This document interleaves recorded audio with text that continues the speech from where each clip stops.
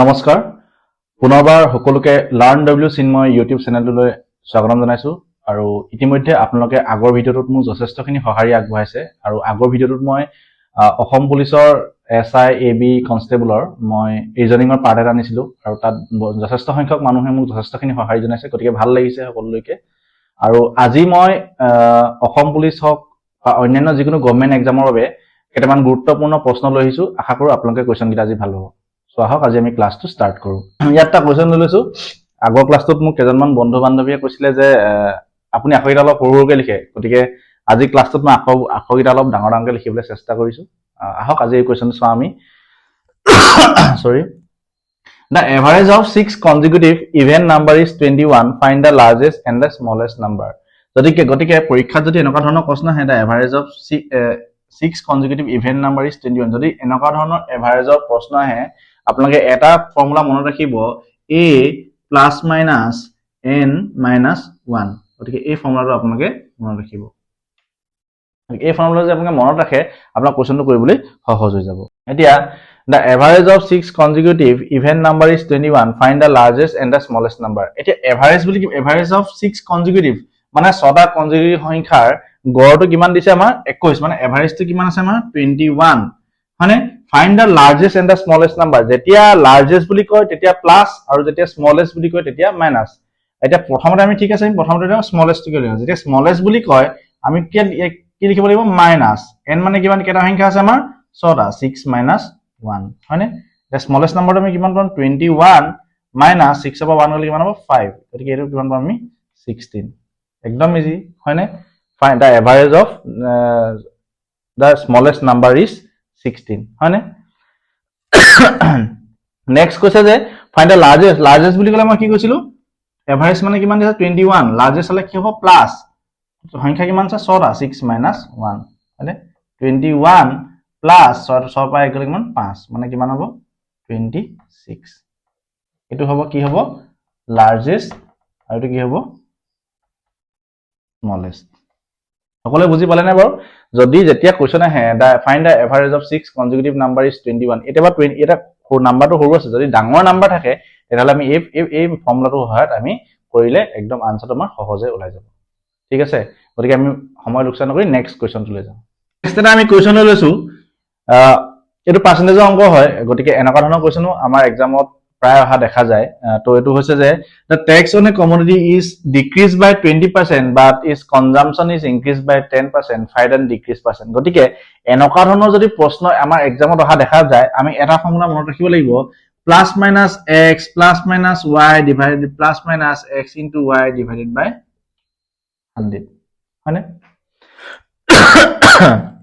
ইয়াত আমি কোৱেশ্যনটো পঢ়িব লাগিব সলিউশন আমি কোৱেশ্যনটো পঢ়িব লাগিব the price of a commodity is decreased by কিমান কৈছে 20% দি ডিক্ৰিজ বুলি কৈছে যেতিয়া ডিক্ৰিজ বুলি কয় তেতিয়া কি হ'ব -20 হৈ যাব but its consumption is increased by 10% যেতিয়া ইনক্ৰিজ বুলি কৈছে আকৌ প্লাস আহি যাব কিমান হৈছে ইনক্ৰিজ হৈছে 10% হয়নে find the decrease percent গতিকে x মানে a2 y মানে a2 হয়নে তেতিয়াহলে এটো আমি এনেকৈ থাকিবলৈ দিলো x into y মানে কিমান -20 into 10 minus है plus है minus গতিকে ইয়াত আহিব minus মানে divided by 100 হল এতিয়া এটো আমি যদি কটাকটি কৰি দিও কিমান পাম -20 plus 10 মানে কিমান -10 minus 200 by 100 এটো 0 গল 0 গল মানে কিমান -10 -2 মানে কিমান পালো আমি -12 আমাক যদি খুদে দিয়া find the decrease percent এটা কিমান শতাংশ ডিক্ৰিজ হৈছে মানে 12% ডিক্ৰিজ হৈছে আৰু এনেকুৱা ধৰণৰ প্ৰশ্ন বুলি নহয় যদি আপোনালোকৰ এক্সামত আহে প্ৰথমতে বোলে কিবা এটা বস্তু ডিক্ৰিজ হৈছে তাৰ পিছত বোলে ইনক্ৰিজ হৈছে তেতিয়া মনত এটা কথা স্ট্ৰাইক কৰিব এই ফৰ্মুলাটো আজি বোৰ্ডত হ্যাং আপ কৰি লওক এই ফৰ্মুলাটো আপোনালোকে মনত ৰাখিবই +-x +-x into y divided by 100 গতিকে এই ফৰ্মুলাটো আপোনালোকে ইউজ কৰি পিনি ইয়াৰ আনসাৰটো সহজে উলিয়াব পাৰে ঠিক আছে আমি এটা সিম্পল কোৱেশ্যন লৈ লৈছো এটো আপোনাৰ ৰেশিওৰ কোৱেশ্যন ভগ্নাংশ এটা কোৱেশ্যন লৈছো আমি ৰেশিও কোৱেশ্যন এটা এনেকুৱা ধৰণৰ কোৱেশ্যন যদি আহে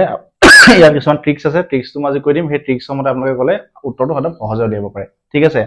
if a is to b equal to 4 is to 7 b is to c equal to 3 is to 9 c is to d is to 2 is to 3 মানে a is to b অনুপাতটো দিয়ে কিমান আছে আমাৰ 4 is to 7 B/C কিমান দি আছে 3:9 C/D কিমান আছে 2:3 আমাক কিমান উলিয়াব লাগে A/B/C/D অনুপাতটো আমাৰ উলিয়াব লাগে যদি এনেকুৱা প্ৰশ্নবিলাক আহে আমি কি কৰি দিব প্ৰথমতে সলিউশন কি দিব A/B/C/D এনেকে লিখি লব ঠিক আছে জেনেৰেলি এনেকুৱা বিলাক কোৱেশ্চন কনস্টেবলত অহা খুব সম্ভাৱনা আছে এসআই এক্সামত নাহিলো অসম পুলিচৰ এসআই এক্সামত নাহিলো কিন্তু এসআই আপোনাৰ অসম পুলিচৰ কনস্টেবলত অহাৰ খুবেই সম্ভাৱনা আছে এনেকুৱা ধৰণৰ প্ৰশ্ন গতিকে A/B কিমান আছে 4:7 এনেকে লিখি দিলে 4:7 B/C মই এবাৰ শিকাইছিলো আপোনালোকক এইটো গতিকে আকৌ এবাৰ শিকি লওক B/C কিমান আছে 3:9 B/C কিমান আছে 3:9 হয়নে C/D কিমান আছে 2:3 C/D মানে কিমান 2:3 হল গতিকে আপোনালোকে এনেকে লিখি দিলে ঠিক আছে এতিয়া এটা কথা মনত ৰাখিব আপোনালোকে এই নালাগে বাৰু নিদিলে হ'ব এটা কথা মনত ৰাখিব আপোনালোকে ইয়াত 7 টু এপিনে খালি আছে জায়গা গতিকে ইয়াত আপোনালোকে 7 খালি লিখি দিলে এপিনে এটা প্লেস খালি আছে ওচৰত কি আছে 9 গতিকে 9 লিখি দিলে ইয়াত এটা প্লেস খালি আছে ওচৰত কি আছে 3 গতিকে 3 লিখি দিলে এপিনে দুটা প্লেস খালি আছে ওচৰত কি আছে 2 আকৌ ওচৰত কি আছে 2 একদম সিম্পল হয়নে ইয়াৰ পাছত কৰিব লগা আমাৰ বিশেষ একো নাথাকে আমি গুটেইটা পূৰণ কৰিলে গল 4 3 12 12 2 24 3 2 6 6 5 30 6 7 42 হলনে 9 2 18 18 7 8 7 3 6 7 7 7 8 9 10 11 13 133 9 3 27 27 7 9 4 7 to 14 18 189 যদি কটাকটি যে আপোনালোকে কটাকটি কৰি পায় আৰু যদি কেতিয়াবা পৰীক্ষাত ওলাই বুলি আহে যে ফাইন্ড A/D তেতিয়ালে A আৰু A2 আৰু A2 আপোনালোকে কটাকটি কৰি যদি কিবা হয় থাকে লিখিব পাৰে বা নতুবা এনেকে হলো আপোনালোকে থব পাৰে এক্সামত অপচনটো চাব যদি এনেকে থাকে এনেকে থব যদি কটাকটি কৰিব লগা থাকে তেলে ক্যান্সেলেশন আপোনালোকে কৰি দিব পাৰে গতিকে এটো সকলোৱে বুজি পালে চাগে নিশ্চয় গতিকে নেক্সট আমি এটা কোৱেশ্চন লৈছো মই আখৰটা ধৰিব পাৰিছে নাই আপোনালোকে নাজানো বাট মই যিমানটো পাৰো মই অলপ ডাঙৰ ডাঙৰকে লিখিবলৈ চেষ্টা কৰিছো ইয়াত এটা এটো টাইম এন্ড ওয়াৰ্ক প্ৰশ্ন হয় ইয়াৰ পৰা এটা বা দুটা কোৱেশ্চন অহা দেখা যায় বিশেষকৈ এসআই এক্সামত অহাৰ খুবেই সম্ভাৱনা আছে Rohan can do a piece of work in 36 days with the help of Mohan he can complete the whole into 24 days আচ্ছা রোহনে কৰিছে ৰোহনে কাম এটা কৰিবলৈ কিমান দিন লাগে বুলি কৈছে Rohan can complete a piece of work রোহনে কিমান দিন লাগে বুলি কৈছে যিকোনো এটা কামটো কৰিবলৈ ৰহনক কিমান দিন লাগে 36 দিন সময় লাগে হয়নে ইয়াত নেক্সট কৈছে কি with the help of Mohan he can complete the work in 24 days গতিকে ৰহনক অকলে একেলগে 36 দিন লাগে কিন্তু ৰহনে যদি মোহনৰ লগত কামটো কৰে তেতিয়া হলে ৰহন কিমান সময় লাগে বুলি কৈছে 24 দিন লাগে বুলি কৈছে with the help of Mohan he can complete the work in 24 days হয়নে ৰহনে অকলেকে কাম এটা কৰিবলৈ 36 দিন লাগে কিন্তু ৰহনে মোহনৰ লগত সেই কামটো কৰিবলৈ 24 দিন লাগে গতিকে এনেকে উলিওৱাৰ পিছত আমি আপছত কি দিব লাগিব লোয়েষ্ট কমন ফেক্টৰ মানে লিষ্ট কমন ফেক্টৰ গতিকে আমি আবার কি দিব লাগিব লসাগুটো দিব লাগিব গতিকে থামো লসাগু কেনেকৈ উলিয়াম শিকাইছিলো গতিকে এটো 3 1 3 3 2 6 3 8 24 4 3 12 4 2 8 গতিকে এটা 4 3 12 12 3 72 72 এই লসাগু আমি কিমান বলো 72 মানে মুঠ কামটো কিমান হল আমাৰ 72 কামটো কৰিবলৈ ৰহনক লাগে 36 দিন আৰু ৰোহনে অকলেকে কৰিব লাগে 36 দিন ৰোহনে যদি মোহনৰ লগত কৰে সেই একে কামটোকে কিমান দিন লাগে 24 দিন লাগে গতিকে ৰোহনৰ এফিচিয়েন্সি মানে ৰহনৰ ক্ষমতাটো কিমান হ'ব মানে পাৰ ক্ষমতা এফিচিয়েন্সি কিমান হ'ব 2 আৰু ইয়াৰ ক্ষমতা কিমান হ'ব 3 হয়নে পঢ়াই হৰণ কৰিলে কিমান হ'ব 2 আৰু 3 গতিকে ৰোহনৰ এফিচিয়েন্সি কিমান ৰোহনৰ ক্ষমতা কিমান 2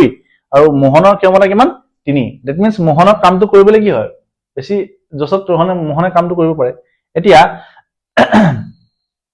ইয়াত কোৱেশ্চন নেক্সট কৈছে যে কি find the number of days in which Mohan alone can complete the whole work find the number of days in which Mohan alone can complete the whole work হয়নে find the number of days in which Mohan alone মোহনে অকলিয়াকে কামটো কৰিবলৈ কিমান দিন লাগিব হয়নে গতিকে ৰোহনৰ যদি এফিচিয়েন্সি হয় 2 তেলে মোহনৰ কিমান হ'ব 1 হয়নে যেটো 3 আছে দুইটা মিলাই পিনি 3 হয়নে ৰোহনৰ যদি এফিচিয়েন্সি 2 হয় মোহনৰ কিমান হ'ব 1 হ'ব হয়নে তেতিয়া হলে মোহনৰ যদি এফিচিয়েন্সি 1 হয় মোহনৰ যদি ক্ষমতা 1 হয় তেতিয়া হলে এই মুঠ কামটো কিমান 72 কামটো 72 দিনৰ 72 টোটাল মুঠ কামটো কৰিবলৈ মোহনক কিমান দিন লাগিব ডেফিনেটলি 72 ডেজ লাগিব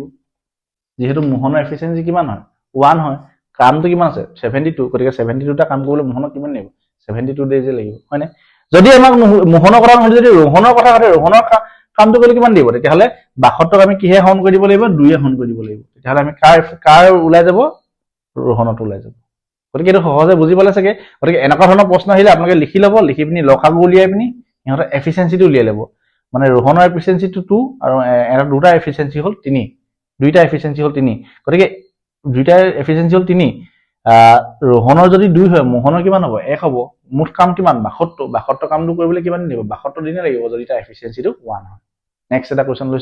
লৈছো এইটো আপোনাৰ পাৰ্চেন্টেজৰ কোৱেশ্চন হয় আৰু খুব সিম্পল কোৱেশ্চন এনেকুৱা ধৰণৰ কোৱেশ্চন আমাৰ অহা এক্সামত অহা দেখা যায় গতিকে আহক আমি কোৱেশ্চনটো ট্ৰাই কৰো ইয়াত কৈছে যে find the value of x x ৰ মানটো নিৰ্ণয় কৰিবলৈ কৈছে হয়নে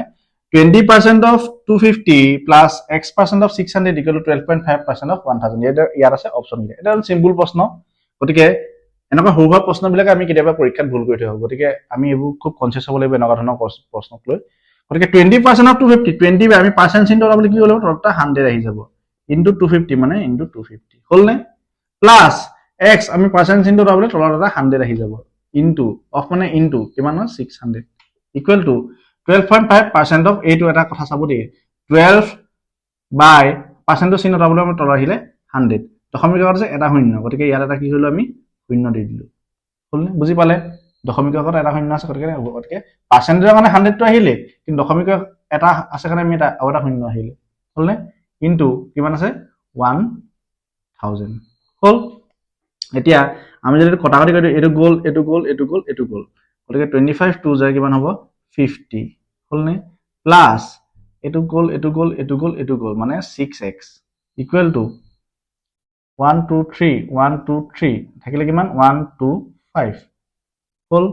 গতিকে 50 টো আমি ইপিনে লৈ গ'লে কিমান হ'ব 6x equal to 125 minus 50 hall